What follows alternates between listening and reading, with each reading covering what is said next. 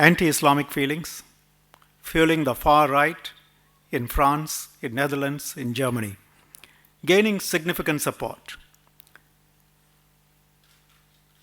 In the past, one could dismiss it, but I think we can no longer just simply dismiss it. It's a groundswell fueled by fear and an substantial element of racism. But also, many otherwise reasonable people are supporting such movements.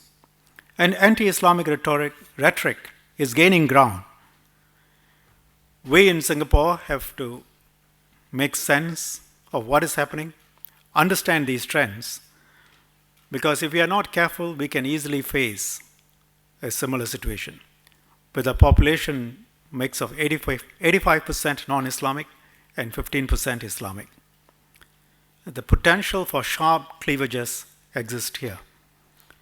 You see reactions everywhere. In Switzerland, you've had recently news of the challenge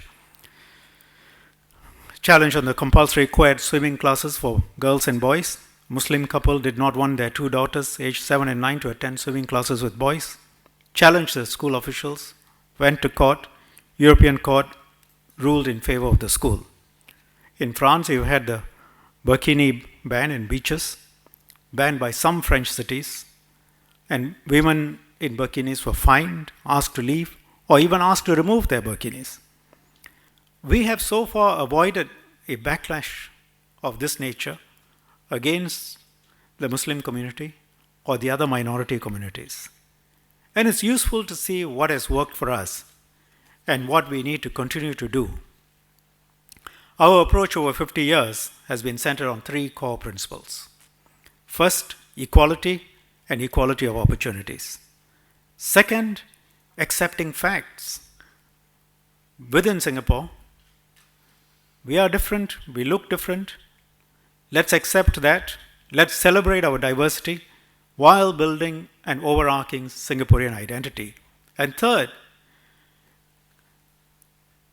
while there is considerable ethnic, religious diversity, let's also work actively to keep as large a common space as possible in our interactions. Three principles. And these three core principles, there's no point just talking about them, you have to actually work at them. And you see many government policies in the context of these three principles, many of them criticized, but they make sense. The government's approach is activist, it's anything but laissez-faire. And I think one of the reasons you're seeing the reactions you're seeing in the West today is because of a laissez-faire approach to ethnic relations. Some examples you can see in Singapore. The ethnic integration policy, the government intervenes on where people live and makes sure no ethnic ghettos develop. People have to live together. No banlieues in Singapore. Schools, standard uniforms for everyone. Common identity in schools. Vast majority of schools compulsorily racially mixed. Compulsory education. And so our young children have to interact with each other, learn to get on with each other, learn to respect and value each other. Laws, a very tough framework of laws touching on what you can and cannot say about race and religion. So in Singapore, you can't burn the Quran or the Bible on the basis of freedom of speech, and if you did, you will be behind bars. No questions asked. But we should not assume that Singapore is going to be immune from this wave of populism that is sweeping the West, which has let loose xenophobic tendencies, racism, tribalism.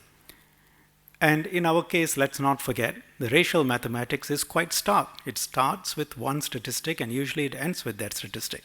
74% of our population is Chinese. And these are facts.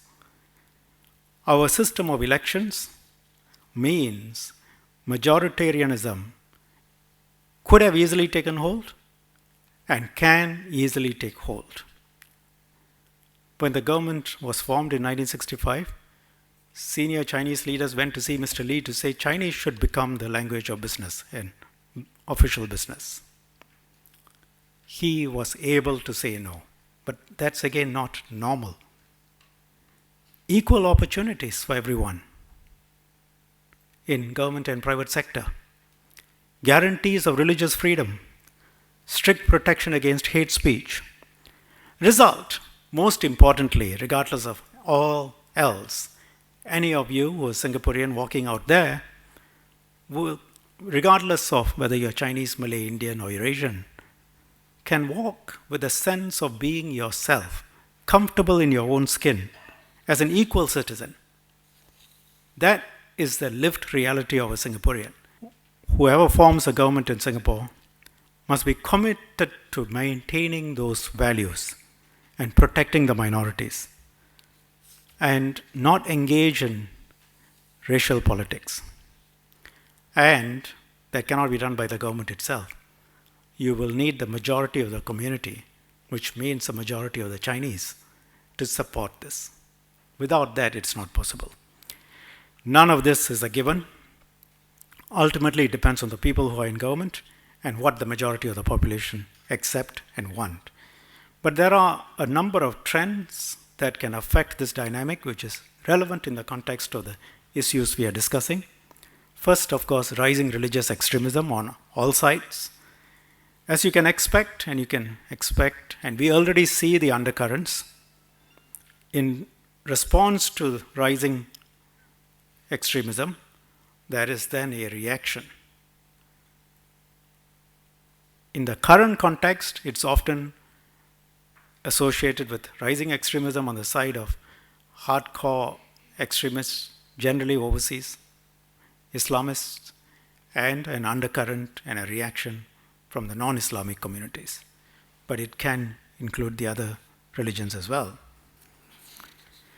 And we have managed to keep that under control so far. If that takes a populist tone, then we'll be in trouble. Second, regional trends, which are disconcerting. I mean, just to give one example, you've had the Mufti of Pahang, who is a state employee, who says those who oppose Islamic law in Malaysia are kafir habi. Kafir are infidels. Kafir habi are infidels who ought to be destroyed. Indonesia, we have seen recent large-scale demonstrations with somewhat religious undertones.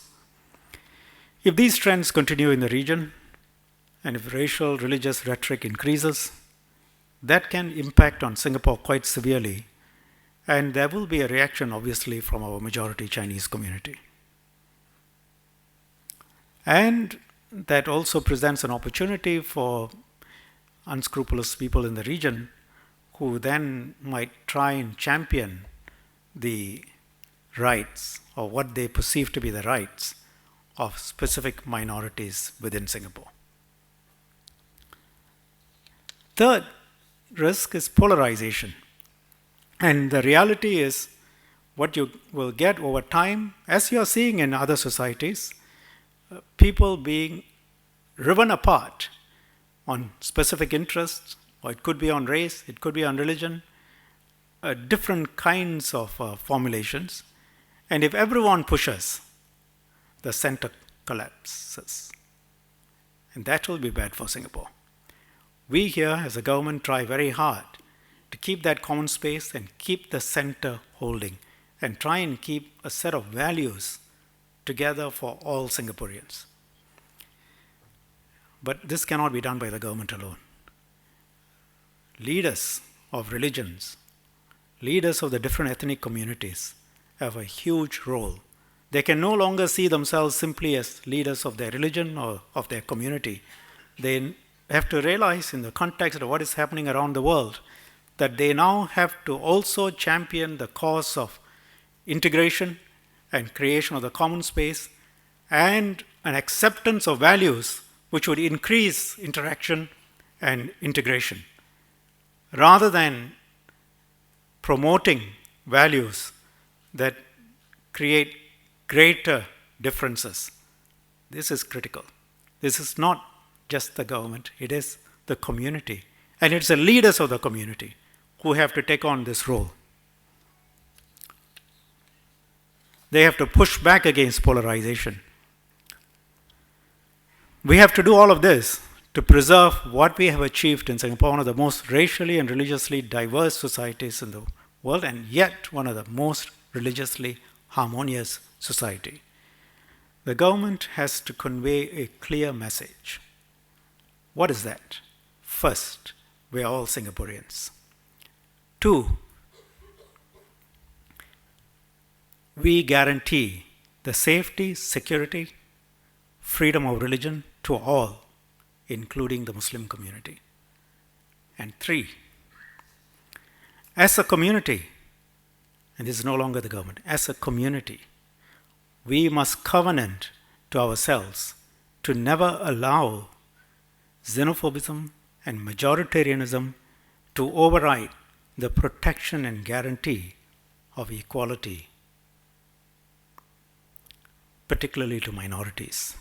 And 4th, the government can only do this if the community supports it.